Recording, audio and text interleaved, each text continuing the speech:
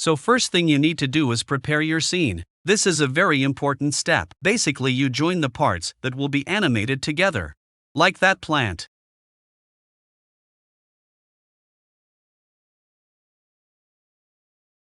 Or that carpet. Or any other objects.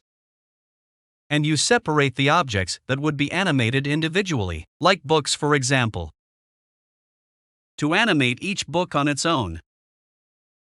For floor tiles, separate them and then put them in a collection together. Make sure each of the tiles has an individual origin by selecting Origin to Geometry. Finally, subdivide any object that will be curved or bent or twisted.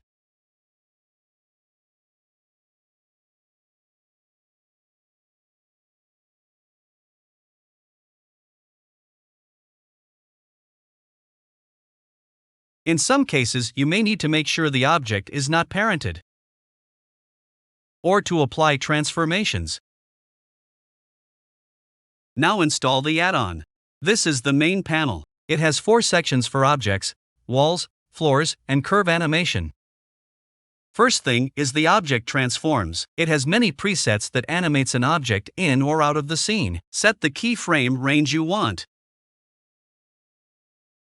You can flip the keyframe range to animate the object out of the scene.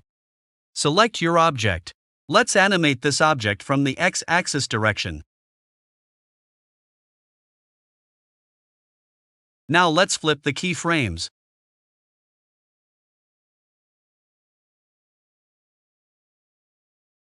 Now let's scale this vase into the scene. The next preset is for rotating in or out of the scene. Let's select the floor and rotate it around the Z-axis. The bounce rotate preset is the same except it has that pounce in the end. We can also rotate around the X-axis.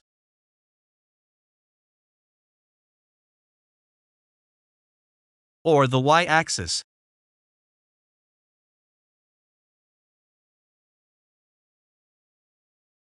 Now let's try the pop-up preset.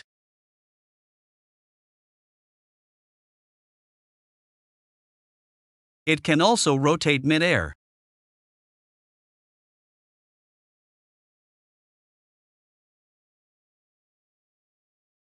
Or pop up with a twist.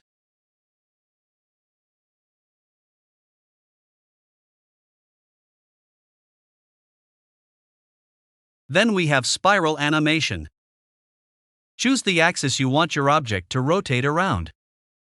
Then the direction you want it to come from. Let's animate this chair so it spins around the Z-axis and comes from the X direction.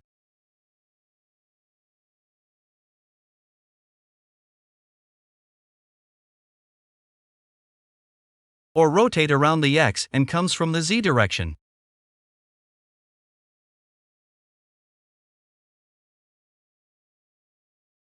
Or that book around the X-axis and from the Z direction.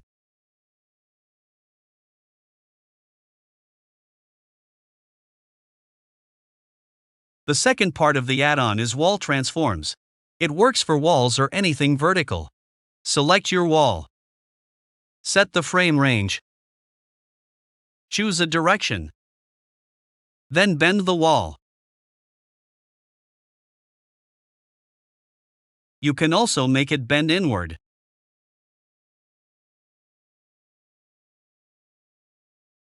Or from the top and inward. Or from the bottom and outward.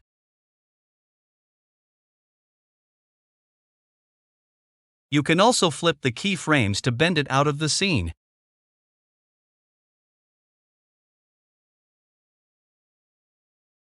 You can also roll the walls.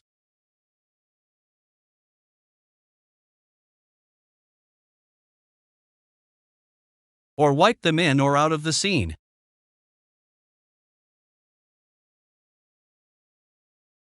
You can use the same presets on anything vertical, such as frames.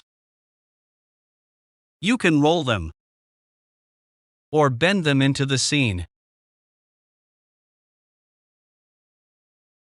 There are also presets for wall tiles using Geometry Node. Make sure you have your tiles in a collection separated and with individual origins. Choose your collection and the direction you want the animation to start from. Hide the original collection from the scene. And your animation is ready. Next is floor transforms, which could work on anything horizontal. Let's bend these floor planks in opposite directions.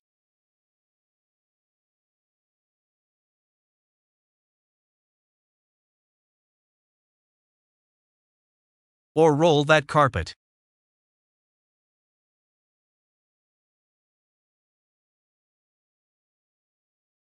We can roll the floor planks in opposite directions.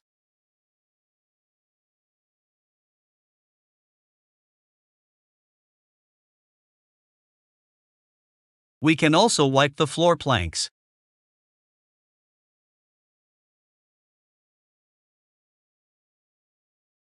Or the floor itself. There are also presets to animate the floor planks together using geometry nodes. Choose your collection and apply the preset. Your planks could fall down or pop into the scene. It also works on tiles. The last and most important feature is the curve animation, where you can animate anything in your scene along curves. You have 12 curves to choose from. Choose a suitable one for your object. Make sure you choose the long dimension when choosing the direction. For example, this wall, the long dimension is the Y. The X is really small, just 0.15.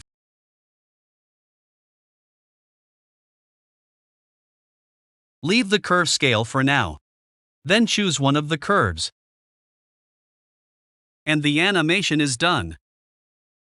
If we chose the shortest dimension like this, we would get a messy result.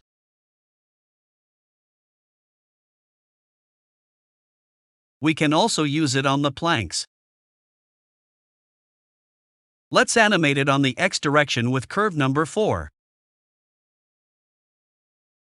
Then the next plank on the opposite direction. Then we could pick curve 5 for the next plank. And then the next one in the opposite direction.